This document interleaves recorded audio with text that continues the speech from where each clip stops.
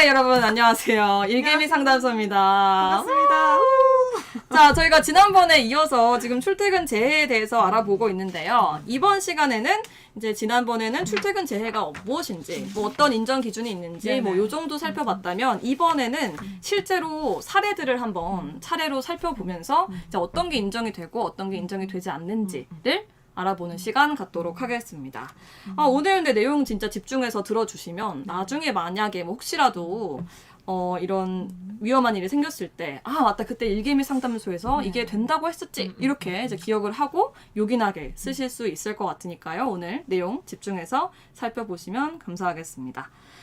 자, 일단 사례를 한번 넘어가 볼게요. 이제 첫 번째로는 자전거를 타고 가다가 넘어진 사고에 대해서 얘기를 해볼까 합니다. 네. 일단은 아까 제가 지난번에 네. 통상적인 경로, 통상적인 방법이라고 말씀을 드렸고, 네. 통상적인 방법은 내가 그 출퇴근 수단을 통상적으로 써왔는지가 아니라 일반적으로는 직장인들이 출퇴근할 때 선택할 수 있는 방법 중에 하나인가인데, 네네. 자전거는 통상적인 그럼요. 방법이라고 볼 수 있죠. 그래서 네. 자전거 저는 많이 애용을 하거든요. 네, 네. 출퇴근하다가 사고가 나면 당연히 산재가 될 수 있습니다. 충분히 가능하다. 자전거 오케이, 가능합니다. 그리고 두 번째로는 이런 사례가 있네요. 이제 직장 동료들과 이제 요즘은 카풀 많이 하잖아요. 그래서 카풀을 이제 하기로 한 그 첫날에 이제 카풀차에 탑승을 해서 출근하던 중에 발생한 사고에 대해서는 어떻게 보십니까? 뭐 일단 첫날인지 둘째 날인지 사실 중요하지 않을 것 같고, 네네. 이게 카풀도 통상적인 경로와 방법이라고 볼 수 있냐. 뭐 네, 예를 그렇죠. 들면 내가 이제 성은 씨를 카풀하기로 해서 우리 집에서 성은 씨 집으로 가다가 사고가 났어요. 그럼 네네. 이게 통상적인 경로이냐. 그 이번에 라는 제가 거겠죠. 태풍이 있었을 때 저희 이제 메이크업 해주시는 선생님께서 네네네. 위험하니까 제가 이제 제 차가 없거든요.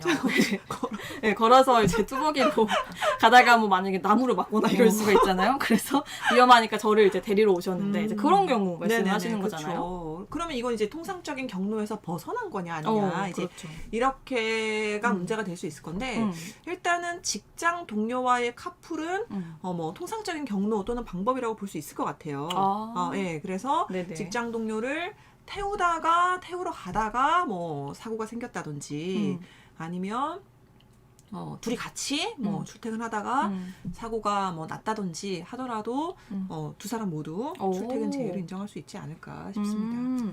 카풀을 했을 때도 이제 네. 산재로 인정이 될 수 있다. 네네. 좋습니다. 자, 그러면 다음에는 이 야간 작업을 마치고 퇴근을 하기 위해서 이제 평소랑 똑같이 버스를 타러 이제 버스 정류장으로 가던 중이었나 봐요. 근데 이제 그러다가 돌부리에 걸려서 넘어지면서 이제 오른쪽 팔이 골절되는 사고를 당한 케이스입니다. 이제 이랬을 때는 어떻게 보십니까? 그러니까 이 사례가 네네. 아마 그러니까 2018년 1월 1일부터 출퇴근 재해가 인정되기 시작하고 최초로 신고가 되어서 산재 승인됐던 사례로 알고 있거든요. 네. 그래서 보통 이제 출퇴근 재해라고 하면 네네. 뭐 교통사고가 났다든지 내가 차를 몰고 가다 교통사고가 났다 이런 걸 생각을 하시는데, 네. 혼자 걸어가다가 돌뿌리에 걸려서 넘어진 거란 말이에요. 네. 그러니까 이게 산재가 된다라는 것 자체가 굉장히 어색할 텐데 산재가 안 될 이유가 없죠. 안 될 이유가 없습니다. 저한테 정말 좋은 정보네요. 잘 넘어지시나 네, 봐요. 제가 돌뿌리에 잘 걸리나 봐요. 제가 참 칠칠맞지 못해서 정말 그런 사고가 많이 일어납니다, 생각보다. 이게 좀 많이 뛰어다니고 그렇죠. 그러거든요. 뭐 돌뿌리에 네. 걸려지든지 내 다리에 내 발이 꼬이든지 꼬여서 선이나 또 이런 그렇죠. 것도 많이 걸려 네네. 넘어지거든요. 그렇죠. 그랬을 때도 네네. 산재가 인정이 된다. 네, 산재됩니다. 정말 다행인 저와 같은 이제 분들한테 정말 다행인 소식입니다. 산재는 본인의 칠칠 맞지 않음을 따지지 않습니다. 와, 다행입니다. 그것을 굳이 이제 그 오. 책임을 묻지 않고 네. 산재를 인정해주기 때문에. 손석구 씨 질문 한번. 네. 아까 네네. 마음의 상처도 산재 보상이 되나요? 그 밑에 이어진 질문이. 네. 그리고 회사에서 컨베이어 벨트에 다리가 낀 동료와 119 신고를 못하게 하는 관리자를 보고 외상 스트레스 장애가 생겼다. 일하다가 다쳐도 119 신고를 막겠구나라는 생각이 들었다.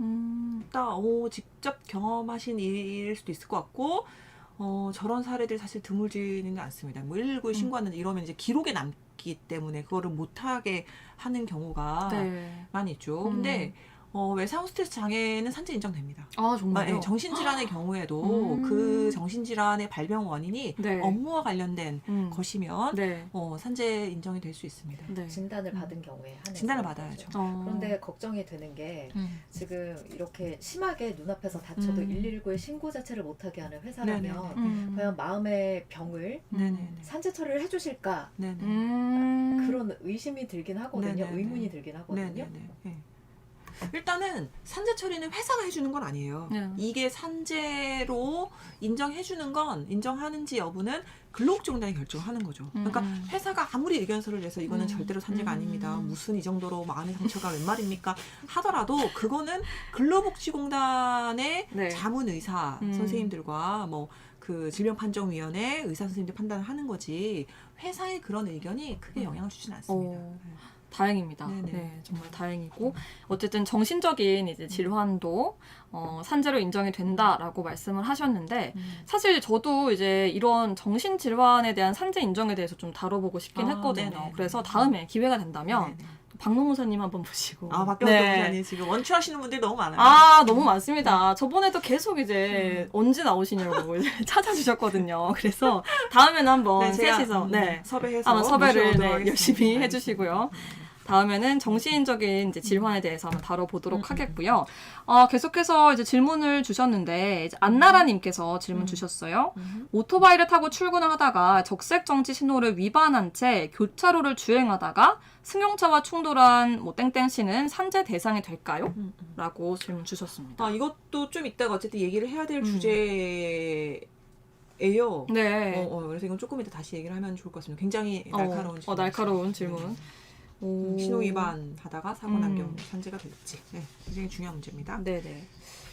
자, 다음은 이런 케이스입니다. 친구 집에서 놀러 가기 위해서 이제 뭐 평소에 퇴근하던 버스 정류장에서 이제 다른 버스를 타려다가, 그러니까 원래 내가 타려던 버스가 아니고 이제 다른 버스를 타려다가 넘어져서 발목이 부러진 케이스입니다. 어떨까요? 일단은 통상적인 경로로 퇴근하는 중요해야 되는 거고 네. 이때 통상적인 경로라는 것은 그 회사에서 나의 주거지로 돌아오는 것을 의미를 하는 것이지 그렇죠. 친구의 주거지로 가는 것을 의미하진 않습니다. 그래서 친구의 주거지 아니면 사적 모임을 위해서 이동하는 것은 통상적인 경로가 아니라 퇴근 경로에 뭐 일탈 또는 중대 이렇게 보기 때문에 친구 집 가다가 사고 난 거는 산재가 되지 않죠. 그래서 만약에 여기서 내가 내 목적으로는 친구 집에 갈 계획이었지만 실제로는 그 노선이 우리 집을 가는 노선이기도 하면 사실은 그러면 조금, 또 조금 달라질 수 있겠지만 그렇습니다. 아예 이제 경로가 누가 봐도 이거는 전혀 다른 너희 집은 아니구나. 너희 집은 아니다. 여러분 친구 집에 가실 때는 좀 조심하셔야겠습니다. 항상 이제 퇴근길이든 조심을 하셔야겠고요. 다음 케이스는 또 이런 케이스가 있어요. 일을 이제 마치고 저녁에 노무사님처럼 뭐 반찬을 사거나 뭐 장을 보기 위해서 이제 많은 분들이 이제 뭐 마트나 이런 데 가지 않습니까? 이제 그랬을 때 마트에 들렀다가 마트에서 나가는 길에 사고를 당했을 때 이럴 때는 어떻습니까? 일단 마트는 아까 제가 가능하다고 말씀드렸죠. 일상생활에 필요한 물품을 구입하는 그렇죠. 거. 마트까지 가는 길, 끝나고 나오는 길 모두 통상적인 경로 안에 있기 때문에 그 경로를 이동하다가 발생한 사고는 산재가 됩니다. 다음 케이스는 이런 케이스입니다. 퇴근 후에 이제 배우자와 아기가 있나 봐요. 이제 아기가 머물고 있는 산후조리원에 이제 가다가 사고가 난 케이스인 거죠. 이것도 인정이 될 것 같은데요. 그렇겠죠. 네, 간병의 목적. 네네네. 그래서 그 법에 뭐 나와 있었던 내용 중에 내가 이제 돌보고 있는 가족이 뭐 요양기관에 있어가지고 뭐 이런 등등 돼 있으니까 그래서 산후조리원 가서 들리는 것도 산재 가능할 것 같습니다. 가능합니다.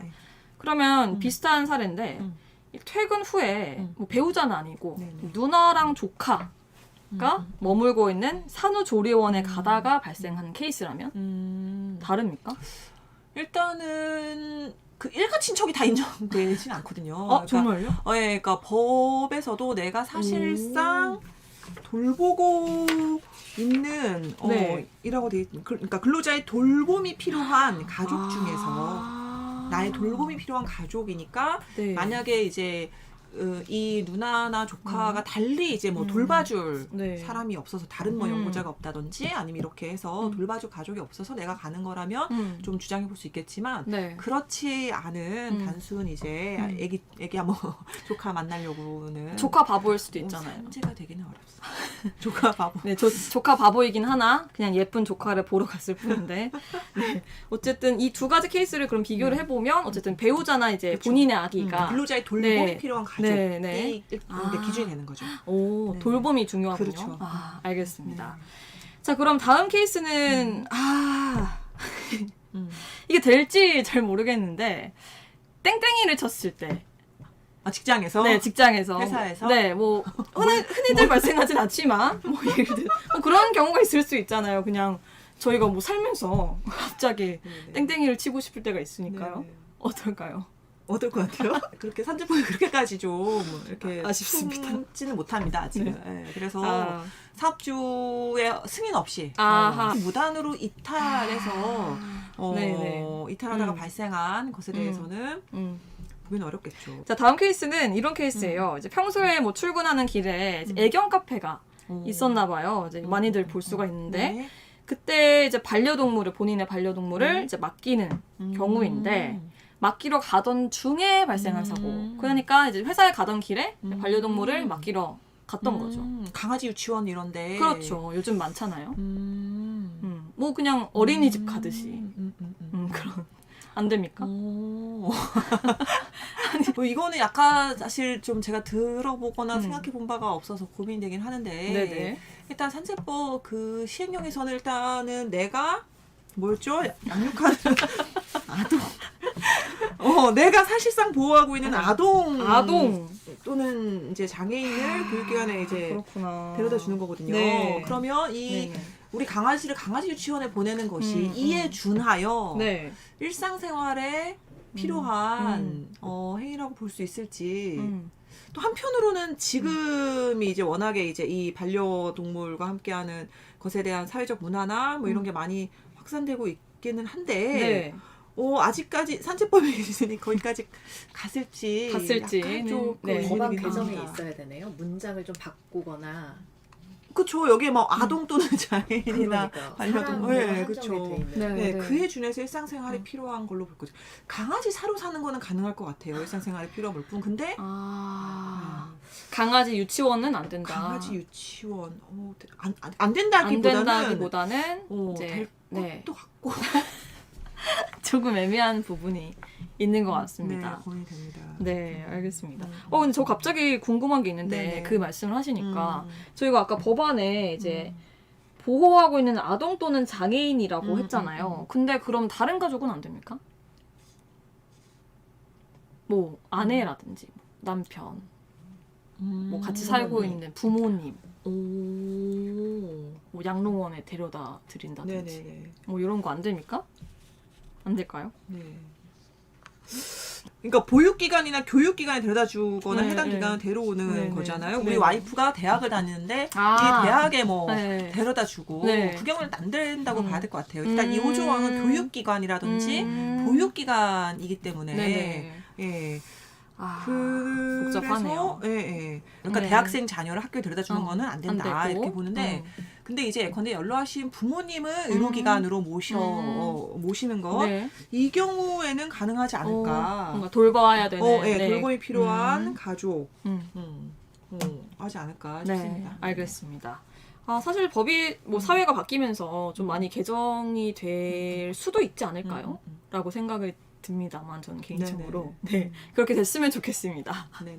네, 자 다음 케이스 볼 텐데 이제 일찍 일어나서 출근길에 이제 수영을 하고 오시는 분들도 계시잖아요. 아까 뭐 골프나 이런 거 말씀을 드렸다시피 그래서 수영장에 갔을 때 가려다가 이제 발생한 사고에 대해서 이것도 아까 말씀하신 거랑 맥락이 같나요? 그렇죠. 네, 그래서 이런 경우에는 일단은 그 일상생활에 필요한 행위, 일상생활에 필요한 행위라고 봐서 비록 이제 출근 과정의 중단, 네. 일탈되긴 했지만 산재로 볼 거냐, 일상생활 필요한 행위냐에 대해 사실은 좀 지금 좀 물음표로 봐야 되지 않을까 싶고 네. 그러면은 사실은 법에서는 중단 일탈 또는 중단 이후에 발생한 건 산재를 안 보겠다라고 되어 있으면 그러면 수영장에 가면서 중단됐단 말이에요. 네. 네, 그러면 수영이 다 끝나고 나오면 그럼 그때부터 다시 출퇴근 과정이 시작이 되는 거니까 네, 그렇죠. 수영장에서부터 사무실까지는 또 되지 않을까? 어. 뭐 이런 생각도 또 들기는 하고 네. 만약에 그럼 그게 안 된다라면 또 중단된 이후니까 그게 안 된다라고 하면 네. 그럼 좋아. 수영 끝나고 집에 왔어요. 네. 집에 와서 씻고 옷 갈아입고 나가는 거. 이건 네. 될 거란 말이에요. 그렇죠. 그럼 뭐가 차이가 있지? 어. 약간 이런 의문은 들기는 합니다. 네. 아, 그러면 부지런해져야 되는 그러면 네. 수영장에서 네. 바로 가는 건 안 된다는 말씀이신가요? 네, 네. 조항상, 조항상? 문상은 안 될 것 네. 같아요. 아, 그렇구나. 안타깝습니다. 네. 네. 일단은 중단된 이후의 행위는 네. 엄상재해로 보지 않는다라고 되어 있기 때문에 일단 법문의 규정을 봤을 때는 네. 일탈이나 중단이 있으면 그 이후의 행위들도 안 되는 게 아닐까 싶은 생각이 들기도 하는데 네. 네. 이 부분 제가 조금 더 고민해보고 산재 상탄에서 상탄에서 알겠습니다. 해답을 좀 네. 주시기 바랍니다. 자, 그럼 다음 케이스 한번 넘어가죠. 네. 네. 저희 이런 분들도 많으신데 이제 주말 부부인 분들이 요즘엔 더 많아지셨잖아요. 근데 그랬을 때 주말에는 뭐 가족과 함께 있다가 또 그 곳에서 이제 본인이 일하시는 곳으로 이제 넘어가는 과정에서 생기는 네네네. 사고. 요거는 어떻게 볼 수 있을까요? 이건 이제 소송까지 가서 산재로 인정받은 경우였어요. 그래서 이 사고 나신 분이 서울에 이제 가족들이 있고 이분은 광주로 발령을 받아가지고 주말엔 서울에 있다가 네. 월요일날 새벽 일찍 광주로 내려가다가 아마 사고가 나셨던 거였던 것 같아요. 네. 예, 그래서 이거는 법원에서는 일단은 두 곳 모두 죽었다라고 본 거예요.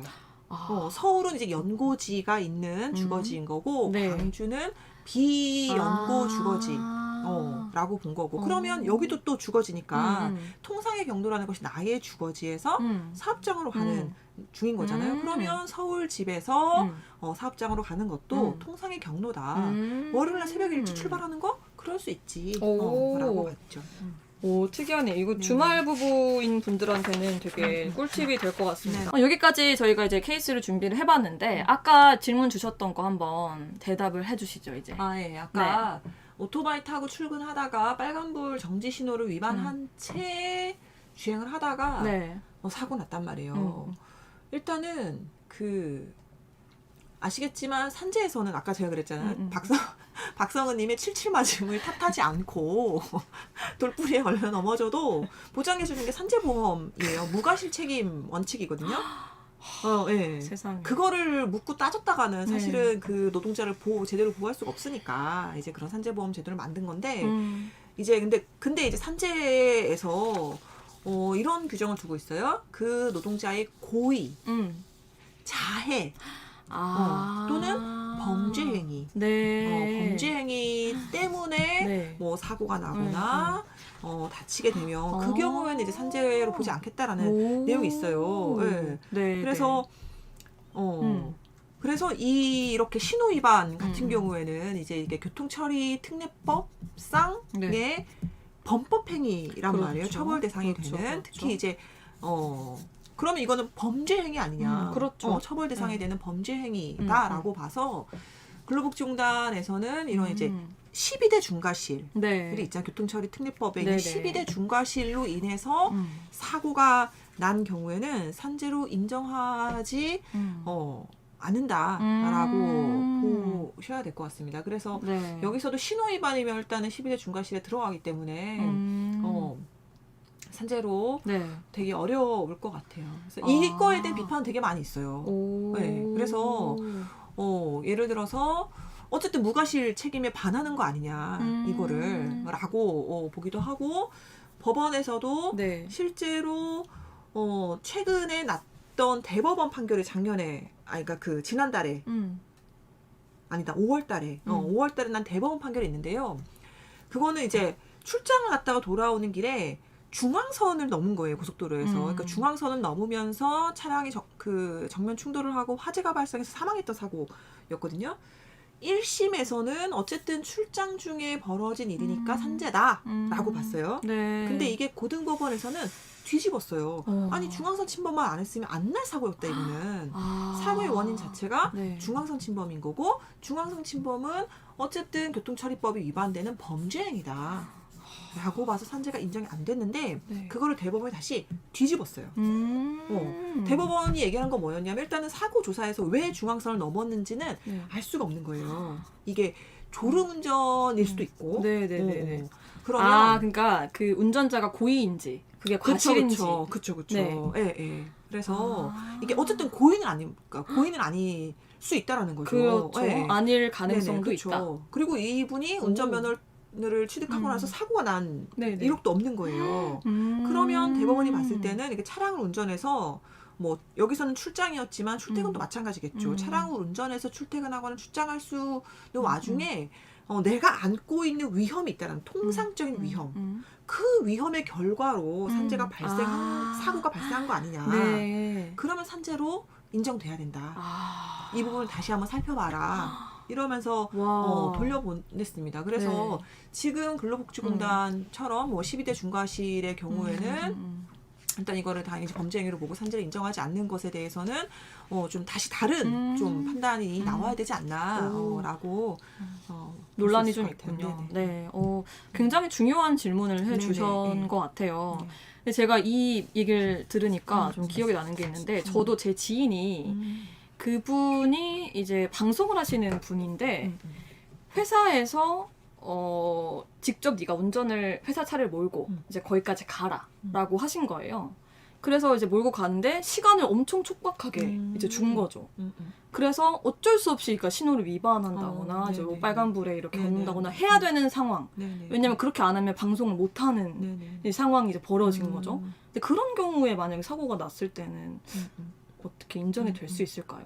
그런 경우에도 좀 지금 이제 대법원이 얘기했던 것처럼 예컨대 그렇게 이제 타이트한 그 방송 시간에 쫓기면서 사실은 어쨌든 거기까지 가야 되는 그런 상황에서 이분의 신호 위반이라든지 과속이라든지 있었다라고 하더라도 그것도 그러니까 그 업무를 위한 운전 과정에 그러면 당연히 따르는 위험 아니냐 이거는 라고 볼 수 있지 않을까 싶습니다.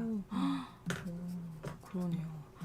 이게 출퇴근 재해만으로도 이렇게 여러 가지를 따질 수가 있는지 신기합니다. 네. 몇 가지 질문들이 더 있나요? 네, 올라왔는데 통근버스로 출퇴근 중에 사고가 나도 사장이 처벌을 받을 수 있냐? 산재가 났다고 해서 사장을 산재법, 산안법 이런 거로 뭐 처벌하는 경우는 사실 별로 없고요. 이게 뭐 업무상 과실, 치상이라든지 이런 거 다른 형법상의 문제가 발생하지 않는다면 그냥 출퇴근 중에 사고가 나도 사장이 처벌받는 경우는 별로 없다라고 보시면 되고요. 네. 그다음 맹견에 물려서 수술만 6번을 한 애견 카페 알바생도 산재일까요? 저 정도면 트라우마 진단도 받지 않을까 싶은데요. 당연히 산재가 됩니다. 그렇죠. 네네. 아까 앞선 질문에도 이제 코로나19에 감염된 인원이 산재되냐? 당연히 산재되죠. 정말요? 그럼요. 산재가 된다고 합니다. 자, 오늘 진짜 질문이 역대급으로 많이 오는 것 같습니다. 그만큼 산재에 대해서 관심을 많이 가져주시는 것 같은데 저희가 여러분께서 더 궁금해하신다면 얼마든지 다 후속으로 이제 준비를 해서 산재 3탄을 들고 오도록 하겠습니다. 네, 이제 사고가 났을 때 이제 보통은 자동차 보험을 부르잖아요. 보험사. 그런 경우가 많은데 이제 이게 출퇴근 시에서 산재가 만약에 인정이 된다면 이제 산재로 신청을 하는 게 좀 더 뭐 이득인지 아니면 그냥 자동차 보험을 부르는 게 이득인지 궁금해하실 수도 있을 것 같아요. 그렇죠. 그러니까 그런 질문을 많이 받는데 아주 그러니까 단순하게 생각을 하면 사고가 났는데 내과실이 너무 많다. 이러면 산재가 유리합니다. 내과실이 많으면. 왜냐하면 자동차 보험 같은 경우에는 네. 과실을 나누거든요. 네네네. 그러니까 사고가 나면 뭐 내 과실이 90%, 오. 저쪽 과실 10% 이러면 네네. 사실은 한 10%에 해당하는 만큼만 보상을 받을 수가 있기 때문에 내 과실이 크면 네. 산재로 일단 보상받는 게 맞고요. 그 다음에 네네. 아니면 또 너무 내가 많이 다쳤으면 장애가 심하게 남거나 아니면 안타깝게 뭐 사망했거나 이랬을 경우에는 네. 산재는 연금이 가능하거든요. 아 그래요? 네, 근데 이 연금이 일시금으로 받는 그런 보상보다 훨씬 유리해요.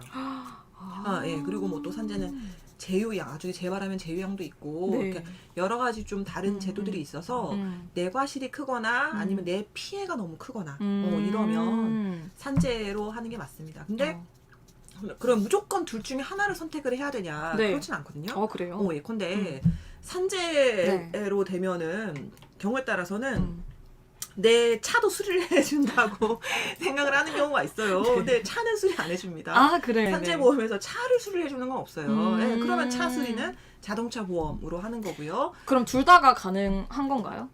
근데 중복되지 않는 범위 안에서. 예컨대 치료비는 산재도 주고 자동차 보험도 주는데 이거를 동시에 받을 수는 없어요. 예. 그래서 똑같은 치료비를 양쪽에서 동시에 받을 수는 없지만 예컨대 산재에서는 이 수술비는 안 나온대. 이런 게 있으면 이건 자동차 보험에서는 받을 수 있죠. 그리고 산재에서는 위자료는 없거든요. 그럼 자동차 보험에서는 위자료는 받을 수 있어요. 그러니까 이렇게 중복되지 않는 범위 안에서는 산재도 하고 자동차도 하고 이렇게 할 수 있습니다. 여러분들이 많이 관심을 가져주신 만큼 저희가 또 열심히 다른 또 산재 관련해서 내용을 또 준비를 해오도록 하겠고요. 또 산재가 아니더라도 만약에 궁금한 게 있으시다거나 이제 다뤄줬으면 좋겠다 하는 주제가 있으시다면 언제든지 저희 이제 댓글창에 남겨주시면 저희가 이제 그거 바탕으로 준비를 해보도록 하겠습니다. 오늘은 여기까지 방송하도록 하겠습니다. 저희 일개미들이 모두 배짱 있게 일하는 그날까지 저희 일개미 상담소 언제나 문 활짝 열고 기다리겠습니다. 다음 주에 저희는 그럼 만나볼게요. 안녕!